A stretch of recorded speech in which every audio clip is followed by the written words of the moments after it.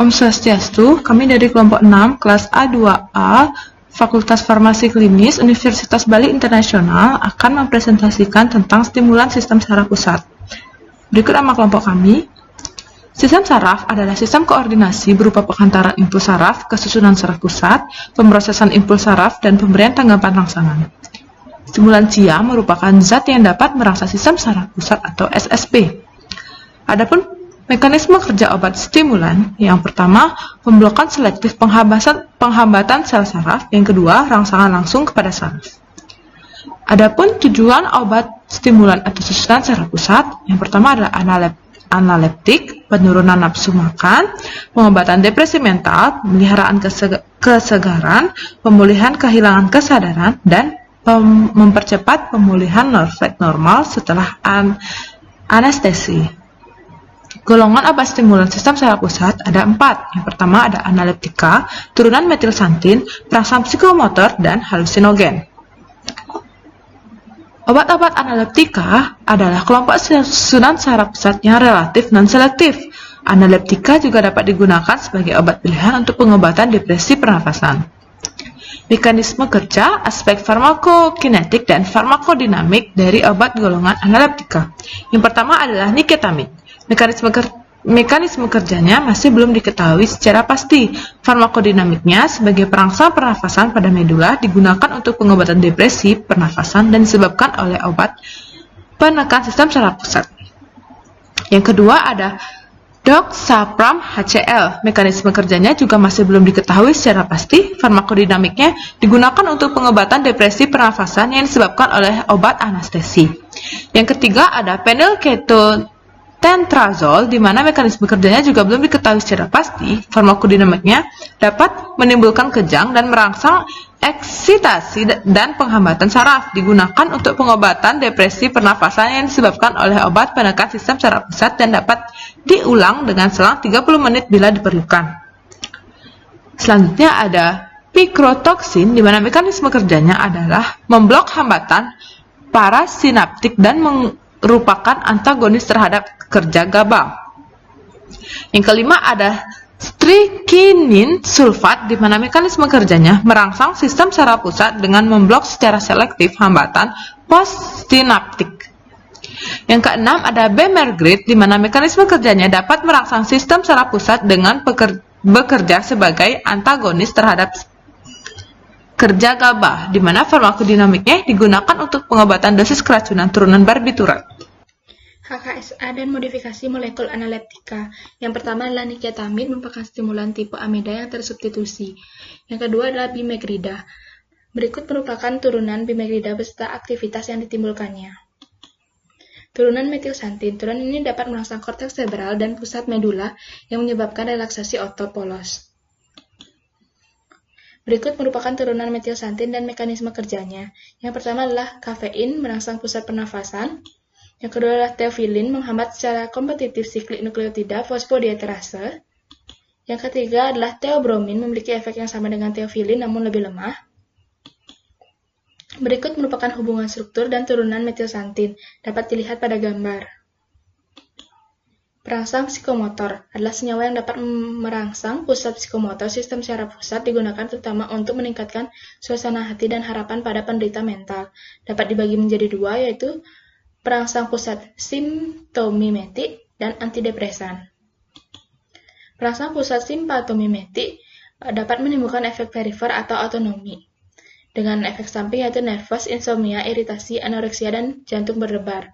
Contoh obatnya yaitu turunan amfetamin dan feniletilamin. Feniletilamin berfungsi sebagai perangsang sistem saraf pusat, sedangkan amfetamin dan beberapa turunannya dapat menurunkan nafsu makan. Berikut adalah simpatomimetik dengan aktivitas perangsang sistem saraf pusat, dapat dilihat pada gambar. Hubungan struktur dan aktivitas yang ditimbulkan yaitu substitusi satu gugus metil pada gugus amin dapat meningkatkan aktivitas N-alkil yang lebih besar dari gugus metil dan merupakan aktivitas N-metil dan N-alisiklik mempunyai peran penting untuk aktivitas perangsang sistem saraf pusat. Contohnya adalah amfetamin sulfat, metilfenidat HCl, Selanjutnya adalah antidepresan. Adalah senyawa yang dapat menimbulkan efek antidepresi, digunakan secara luas untuk pengobatan pasien yang mengalami depresi. Dapat dibagi menjadi 4, yaitu adalah penghambat monoamin oksidase, antidepresan trisiklik, antidepresan tetrasiklik, dan golongan lain-lain. Penghambat monoamin oksidase adalah enzim yang berperan dalam proses deaminasi oksidatif dan dari amin sekunder dan tersier, yang bekerja sebagai antidepresi dengan cara memblok reuptake dopamin. Berikut adalah struktur kimia dan potensi relatif beberapa senyawa penghambat monoamin oksidase. Hubungan strukturnya yaitu aktivitas analeptik penghambat monoamin oksidase akan maksimal bila mempunyai struktur yang mirip dengan amfetamin. Yang kedua adalah antidepresan trisiklik, digunakan untuk pengobatan pasien yang depresi dengan mekanisme kerja masih belum diketahui. Yang ketiga adalah antidepresan tetrasiklik.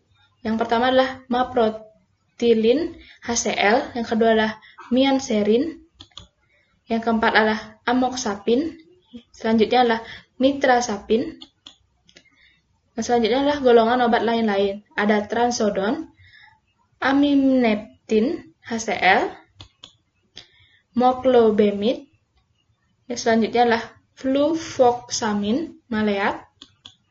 Hubungan struktur aktivitas dan modifikasi antidepresan trisiklik. Yang pertama adalah modifikasi pada rantai samping.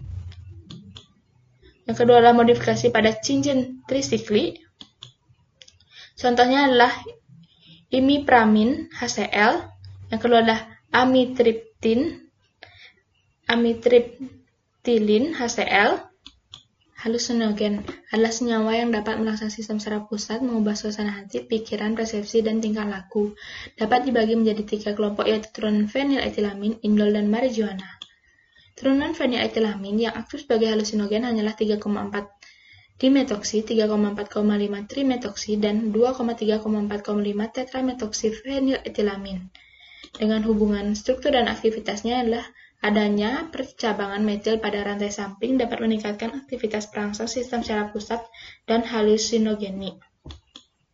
Turunan indol dapat dibagi menjadi 3 kelompok, yaitu turunan indol sederhana, turunan asam lisergat, dan golongan marijuana.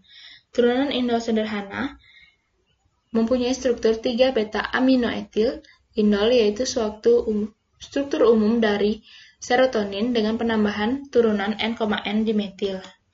Turunan asam lisergat merupakan halusinogen yang sangat kuat, didapat dari Claviceps purpurea, suatu jamur parasit pada gandum.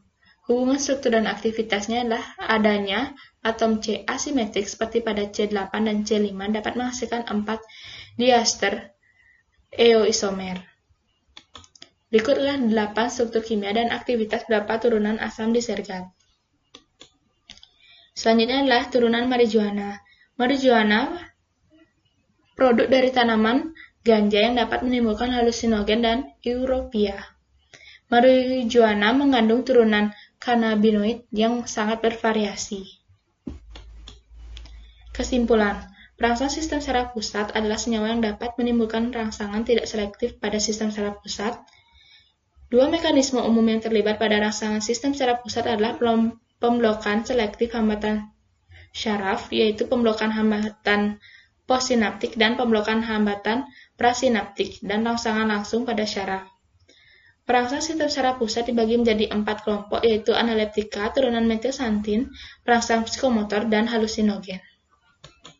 Sekian dan terima kasih. Maaf jika ada kesalahan kata yang tidak disengaja maupun disengaja. Akhir kata saya tutup dengan Paramasanti. Om Santi Santi Santi Om.